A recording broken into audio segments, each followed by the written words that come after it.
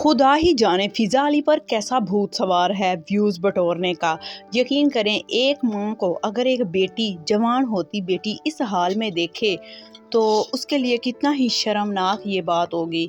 लेकिन फिज़ा अली को ये बात कौन समझाए, क्योंकि वो तो इस चीज़ को मॉडर्न और व्यूज़ के लिए माना कि फिज़ा अली ने तीसरी शादी लेट की है, लेकिन इसका ये मतलब थोड़ी है कि सोशल मीडिया पे आके आप इस तरह की हरकतें करें।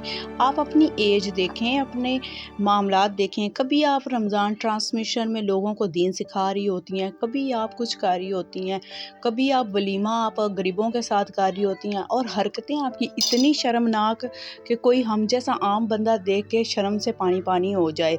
फिज़ा अली को यही गाइड करना चाहिए कि अगर आप इन्फ्लुएंसर हैं तो आपको इस तरह की हरकतें बिल्कुल ज़ेब नहीं देती हैं। आप कुछ अच्छे काम करके, अच्छी चीज़ें बिल्डअप करके भी मशहूर हो सकते हैं।